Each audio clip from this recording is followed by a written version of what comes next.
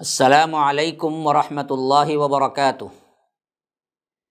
ان الحمد للہ نحمده ونستعینه ونستغفره ونعوذ باللہ من شرور انفسنا ومن سیئات اعمالنا من يهده الله فلا مضل له ومن يضلل فلا هادي له واشهد ان لا اله الا الله وحده لا شريك له واشهد ان محمدا عبده ورسوله اما بعد فإن خير الحديث كتاب الله وخير الهدي هدي محمد صلى الله عليه وسلم وشر الأمور محدثاتها وكل محدثة بدعة وكل بدعة ضلالة وفي رواية وكل ضلالة في النار فأعوذ بالله من الشيطان الرجيم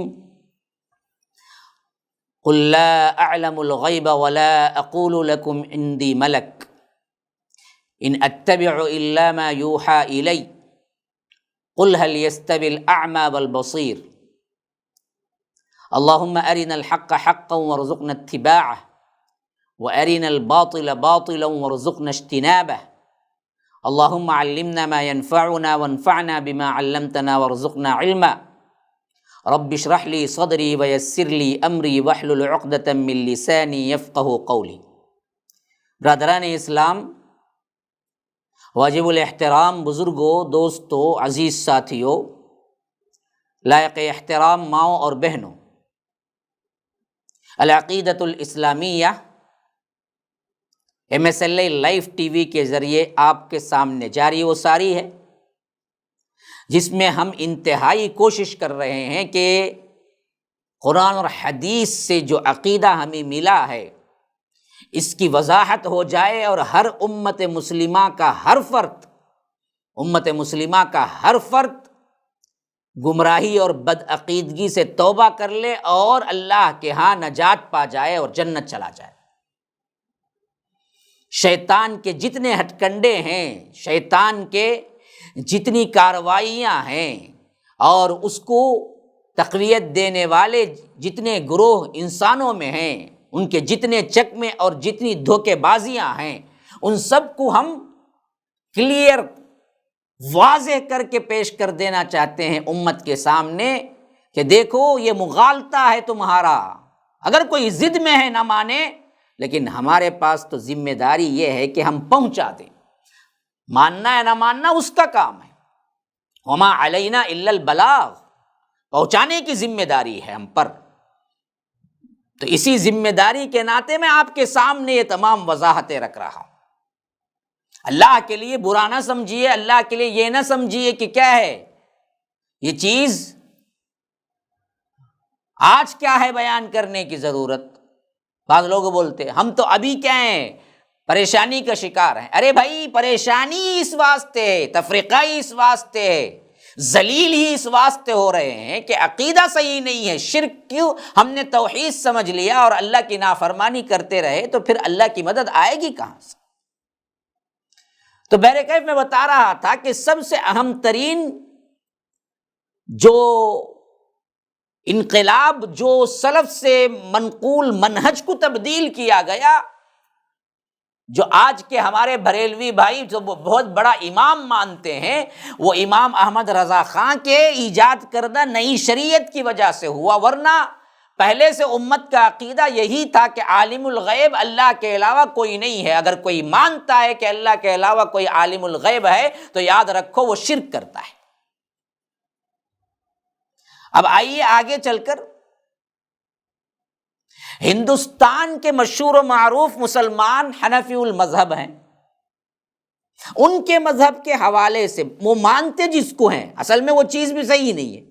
بہرکیف یہ تو ہے کہ تعالوا الی کلمۃ سواء بیننا و بینکم کے تحت، یعنی ایک بات تو وہ ہے نا جی جس میں سب یکساں ہیں، وہ تو مانو۔ جیسے اللہ کے رسول صلی اللہ علیہ وسلم سے کہا گیا، یہودی عیسائی جب تفریقے میں پڑ گئے، ان کی توحید انہوں نے پارا پارا کر ڈالی، تو اللہ تبارک و تعالیٰ نے ان سے فرمایا کہ جو بات تم میں اور ہم میں یکساں ہے اس پر تو اتفاق کرو، تعالوا الی کلمۃ سواء بیننا و بینکم۔ توحید تو سب میں ہے نا، ایک اللہ کو مانو، سب شریعت کا اصول یہی تو تھا، یہ تو کم از کم مانو۔ تو اسی حوالے سے میں کہہ رہا ہوں کہ حنفی المذہب جو لوگ اپنے آپ کو حنفی حنفی کہتے تھکتے نہیں ہیں، قرآن اور حدیث کو پس پشت ڈال دیں، پھینک دیں اٹھا کے، کوئی ویلیو نہیں رکھتے ہیں، لیکن کہتے ہیں امام صاحب کا قول ہے تو ہم مان لیتے ہیں، ان کے لحاظ سے انہی کی کتابوں سے میں بتا رہا ہوں، دیکھو کہ تمہارے بڑے علماء جو تھے جن کو تم مانتے ہو، ان کا بھی عقیدہ وہی تھا جو میں آج بیان کر رہا ہوں۔ خاص کر سلطان اورنگزیب کے زمانے میں ملک اور بیرون ملک کے بہت سارے حنفی المذہب اہل علم و فقہا کے ذریعے فتاوی کی ایک کتاب تیار کی گئی، بہت بڑی جلدوں میں، جس میں سے کسی قسم کے اختلاف کی طرف اشارہ کیے بغیر حنفی اہل علم نے صراحت کے ساتھ اس کی ہر بات کو مان لینے کا دعویٰ کیا ہے۔ ہاں، ہر بات ماننے کے لیے، تو اسی کے اندر یہ لکھا ہوا ہے، جس فتاوی عالمگیری کو سند کی حیثیت ہے حنفی لوگوں میں، اسی کے اندر لکھا ہوا ہے، جس شخص نے کسی عورت سے شادی کی اور شرعی گواہ پیش کیے بغیر، یعنی دو گواہوں کا ہونا ہے نا، پیش کیے بغیر کہہ دیا کہ اللہ اور رسول اور فرشتوں کو گواہ بنایا، وہ کافر ہے۔ ہاں، صاف لکھا ہوا ہے۔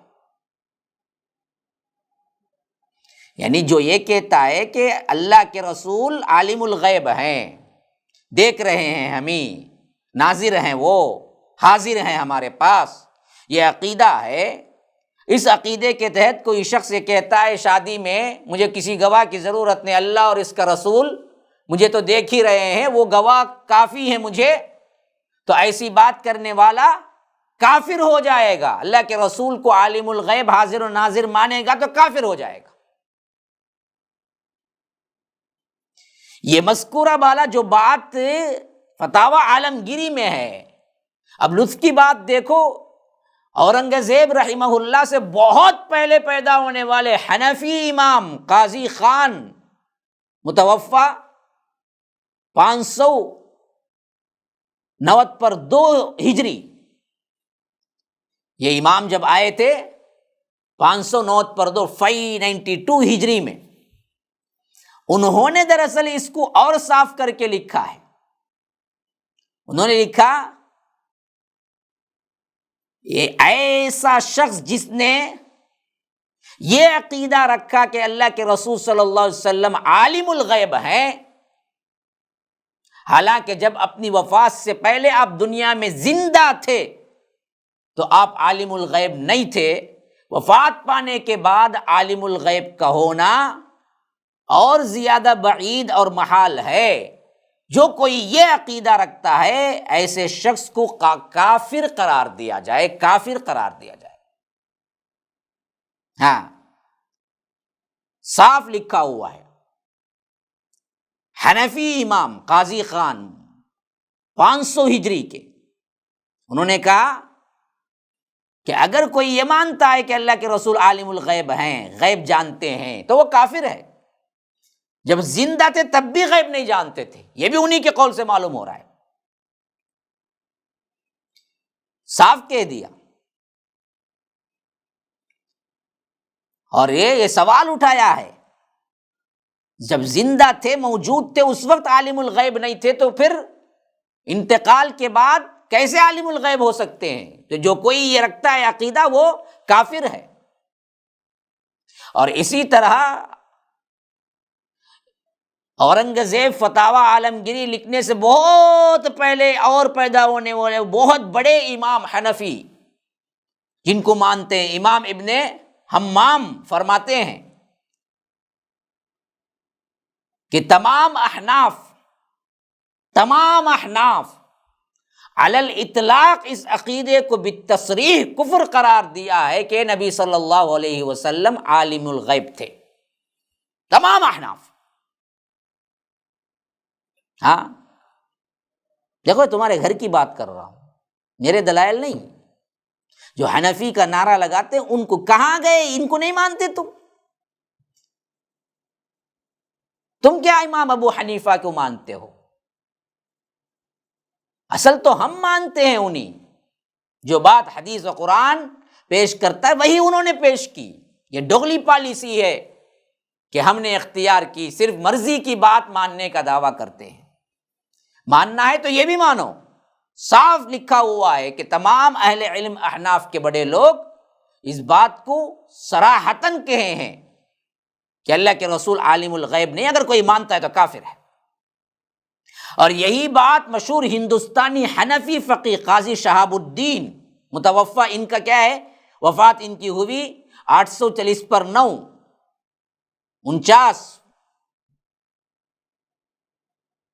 انہوں نے بھی کیا ہے اپنے فتاویٰ میں کہی ہے۔ اور یہی بات شیخ عبد القادر جیلانی، جن کو غوث اعظم، پیران پیر، جن کے بڑے بڑے دعوے جھوٹے کہانیاں لکھ دی گئی ہیں، ابھی آؤں گا میں اس کی طرف، انہوں نے کیا سے کیا بنا ڈالا۔ وہ تو کیا ہے توحید کو پیش کرنے والے بہت بڑے امام تھے، انہوں نے بھی یہی کہا ہے، جو کوئی یہ عقیدہ رکھے ان النبی صلی اللہ علیہ وسلم یعلم الغیب فہو کافر لأن الغیب صفت من صفات اللہ، صاف کہا ہے انہوں نے، جو شخص اللہ کے رسول صلی اللہ علیہ وسلم کو عالم الغیب کہے وہ کافر ہے، کیونکہ علم غیب اللہ تعالیٰ کی صفات میں سے ایک صفت ہے۔ ہاں، یہ صاف طور پر لکھی ہوئی بات ان کی کتاب میں ہے، مرآۃ الحقیقہ۔ اور اسی طرح یہی بات تحفۃ القضاء میں اس طرح کہی گئی ہے، آپ صلی اللہ علیہ وسلم کے عالم الغیب ہونے کا عقیدہ رکھنے سے ائمہ اربعہ نے منع کیا ہے۔ لو، اب جتنے اماموں کو لوگ کہتے ہیں کہ ہم تو امام کو مانتے ہیں، جی تم تو غیر مقلد ہو، فلاں ہو۔ ارے اماموں کو ماننے والوں سنو، اماموں کا کیا عقیدہ تھا؟ کہا کہ منع الائمۃ الاربعہ، صاف لکھا ہوا ہے کہ ائمہ اربعہ سب نے منع کیا ہے کہ عالم الغیب کا عقیدہ کسی کے سلسلے میں نہیں رکھنا ہے۔ اب ان تمام تصریحات کو سن لینے کے بعد یہ انگریز کی پیداوار نئی شریعت کے بانی نے کھل کر جب مختلف کتابوں میں عالم الغیب بھی لکھا، حاضر و ناظر بھی لکھا اللہ کے رسول صلی اللہ علیہ وسلم کو۔ ہاں، ملاحظہ ہو، ان کی کتاب ہے دولت المکیہ اور خالص الاعتقاد، مواعظ نعیمیہ، ان کتابوں میں جا کے پڑھ لیجئے، صفحہ نمبر 109 پر 2، اور اعتقاد خالص الاعتقاد میں صفحہ نمبر 28 اور اس پر 8 پڑھ لیجئے جا کر، پورے حوالے کے ساتھ دے رہا ہوں، آپ کو اگر ہے تو آپ شک ہے تو پڑھ لیجئے۔ ائمہ اربعہ نے جس کو کفر کہا اور جس کے لیے سب نے انکار کیا، کئی سو سال بعد ہندوستان میں پیدا کرنے والے نئی شریعت احمد رضا خان صاحب نے کیا کیا، عالم الغیب بھی اللہ کے رسول کو لکھا اور حاضر و ناظر بھی لکھا، اور اس کو جو نہیں مانتے ہیں ان کو برملا گالیاں دی۔ ہاں، حتیٰ کہ یہاں تک لکھا ہوا ہے کہ اپنے ایجاد کردہ ان اعتقادات سے اختلاف رکھنے والوں کے بارے میں یہ فتویٰ تک دیا ہے کہ یہ لوگ کافر ہیں، اور ان کی تعمیر کردہ مسجدیں حکم میں مسجدیں نہیں ہیں بلکہ عام گھر ہیں، انہیں اللہ کا گھر تصور نہ کیا جائے۔ اب بتاؤ اختلاف کون کر رہا ہے، تفریقہ کون ڈال رہا ہے، ہم یا وہ؟ اللہ کی مسجد کو اللہ کی مسجد نہیں کہا کہ یہ تو گھر ہیں عام۔ اسی واسطے کیا ہے، کئی اہل توحید جو مسجد تعمیر کرتے ہیں اس کو ان بدبختوں نے پورے شد و مت کے ساتھ توڑا ہے کئی جگہ۔ بات کڑوی لگے گی لیکن حقیقت ہے، جتنی مساجد غیروں نے نہیں توڑا اتنے اپنوں نے توڑا ہے۔ ملفوظات اعلیٰ حضرت صفحہ نمبر 106 میں کہتے ہیں یہ کہ ہمارے اعتقادات کو ماننے والے نہیں ہیں تو یہ لوگ کافر ہیں اور ان کی مساجد عام گھروں کے جیسے ہیں، یعنی اللہ کا گھر ہی تصور نہ کیا جائے۔ ہاں، اب واضح رہے کہ اس نئی شریعت کے بانی اور تدوین کرنے والے مولوی احمد رضا خان 1870 پر 2 ہجری میں پیدا ہوئے، تو یہ اب کے ہیں۔ اب نئی شریعت بنائے کون؟ یہ، اور الزام کس پہ؟ ہم پہ۔ تو عجیب بات ہے۔ اب یہ باتیں کھل کر بیان کی جائیں تو لوگ کہیں گے کہ کیا ہے، ہم نے کبھی نہیں سنی۔ ہاں، نہیں سنی، علماء نے سنایا نہیں، چھپایا ہے۔ اب ذرا اس کا اندازہ کر کے دیکھیں کہ اگر ان کی عمر 25-30 سال بھی کیا ہے اس شریعت کی تدوین کے لیے، جو کہ ادھر ادھر کے کیا ہیں موضوعات کو جمع کر کے ایک نیا دین بنانے کی کوشش کرنا ہے، جو 14ویں صدی ہجری کی پیداوار ہے، انہوں نے کیا کر دیا؟ ایسی ایسی باتیں اس میں لکھ دی جس سے کوئی نہ دلیل ہے نہ انہوں نے دلیل دی ہے۔ اور اس کے ساتھ ساتھ کہہ دیا کہ تمام آدم سے لے کر عیسیٰ علیہ السلام تک سب انبیاء ایسے ہیں جو اللہ کے رسول صلی اللہ علیہ وسلم سے پڑھ کر علم حاصل کیا۔ ہاں، خیر الانبیاء صفحہ نمبر 32 میں لکھتے ہیں، عتیق الرحمن بریلوی اپنی کتاب خیر الانبیاء کے اندر یہ صاف لکھا ہے۔ تو یہ تہمت، یہ الزام تراشیاں، یہ جھوٹ، یہ کذب، یہ برائی، اصل میں یہ تھی وہ باتیں جس کی وجہ سے کیا ہے عوام کے اندر عقیدے کی خرابی آئی، اور عوام نے ایک غلط عقیدے کو اسلام اور توحید کا خالص عقیدہ سمجھ لیا، اور اس میں تضاد بیانیاں دیکھیے ذرا۔ اللہ کے رسول صلی اللہ علیہ وسلم کو عالم الغیب بھی کہتے ہیں، اور اس کے ساتھ ساتھ انبیاء کرام کو سب کے سب اللہ کے رسول صلی اللہ علیہ وسلم کے پاس پڑھنے والے بھی کہتے ہیں۔ دوسری طرف یہ بھی کہتے ہیں کہ حضرت آدم کا پیدا ہونا، ان کی تعظیم، ان کے جنت سے نکالا جانا، پھر توبہ کر کے معاف ہو کر دنیا میں آنا، نیز ان میں جو بھی معاملات گزرے حتیٰ کہ ابلیس کی پیدائش اور اس پر جو گزرا، ان سب کو دیکھا اور اپنی آنکھوں سے ان کا مشاہدہ کیا اللہ کے رسول صلی اللہ علیہ وسلم نے۔ نعوذ باللہ ثم نعوذ باللہ۔ ان کی کتاب ہے جاء الحق، مولوی احمد یار خان صفحہ نمبر 155 میں کہتے ہیں۔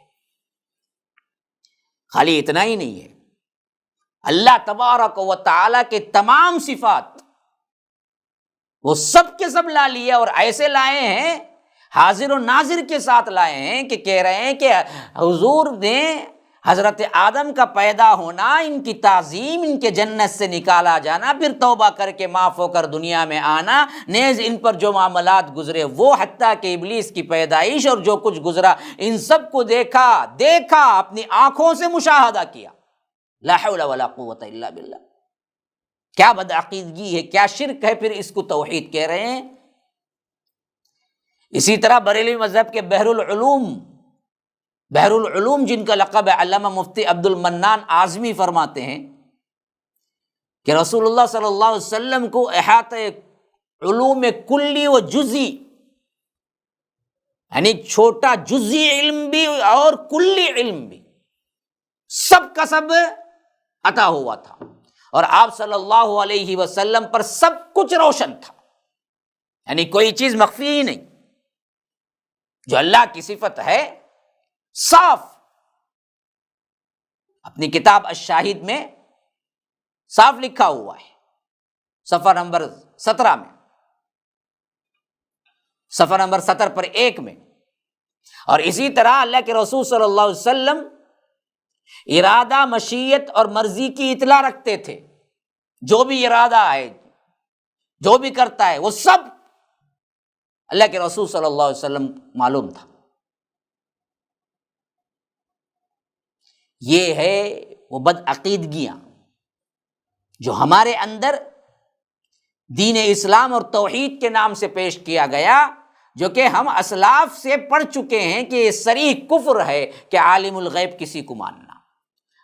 صحابہ سے میں نے ثابت کیا، تابعین سے ثابت کیا، تابع التابعین سے ثابت کیا، ائمہ اربعہ سے ثابت کیا، تو معلوم ہوا یہ اصل میں کسی کو مانتے ہی نہیں ہے، یہ ڈھونگ ہے کہ یہ لوگ مانتے اماموں کو۔ اماموں کو مانتے تو یہ عقیدہ تو اماموں کا نہیں تھا نا، پھر کیسے مانتے؟ تو یاد رکھیے مسلمانوں، بہت بڑا فتنی کا زمانہ ہے۔ قرآن و سنت کے نام پر ایک ایسی شریعت ایجاد کر لی، آبا و اجداد اور اپنے بڑوں کے نام پر ایک ایسا طریقہ ایجاد کر لیا جو قرآن و سنت میں کہیں نظر نہیں آتا، اور اسی کو دین اسلام بنا کے پیش کر کے عوام کو بہکا کے رکھے ہیں۔ اصل اسلام کہیں ہمیں نظر نہیں آتا۔ تو یاد رکھیے، اسی واسطے عقیدے کو سیکھنا ضروری ہے، اسی پر جنت اور جہنم کا انحصار ہے، اسی کی درستگی میں جنت ہے، اسی کی بد اعتقادی میں جہنم ہے۔ تو سنو، پھیلاؤ، نشر کرو، اس میں ہماری مدد کرو، جہاں تک ہو سکے ان باتوں کو پہنچاؤ ہر ذریعے سے، تاکہ لوگوں کو اویئرنس آئے، معلوم ہو کہ عقیدہ کیا ہے اور اللہ کے رسول نے کون سا عقیدہ دیا، اور ہم کیسے بگڑے ہوئے اعتقادات رکھتے ہیں۔ یہ میں نے صرف یہ بتایا ہے کہ اللہ کے رسول کو عالم الغیب انہوں نے کہاں کہا، کیسے انہوں نے اس کو توحید کا جز بنا دیا۔ لیکن اب میں اگلے ایپیسوڈ میں یہ بیان کروں گا آپ کے سامنے کہ ان بدبختوں نے اللہ کے رسول تک بات ختم نہیں کی، پھر اس کے بعد آگے آئے تو اپنے پیروں اور مرشدوں اور اپنے ولیوں کے لیے بھی وہ اللہ کے رسول سے بھی بڑھ کر مقام دے دیا۔ ایسی ایسی باتیں لکھی ہوئی ہیں، انسان حیران رہ جائے گا کہ ایسا بھی کوئی اعتقاد رکھ سکتا ہے۔ یہ باتیں میں انشاءاللہ بالدلائل اگلے ایپیسوڈ میں آپ کے سامنے رکھوں گا۔ تب تک کے لیے اجازت دیجیے۔ ھذا وباللہ التوفیق، صلی اللہ وسلم علی نبینا محمد۔ اسأل اللہ لی ولکم ولسائر المسلمین من کل ذنب فاستغفروہ انہ هو الغفور الرحیم۔ والسلام علیکم ورحمۃ اللہ وبرکاتہ۔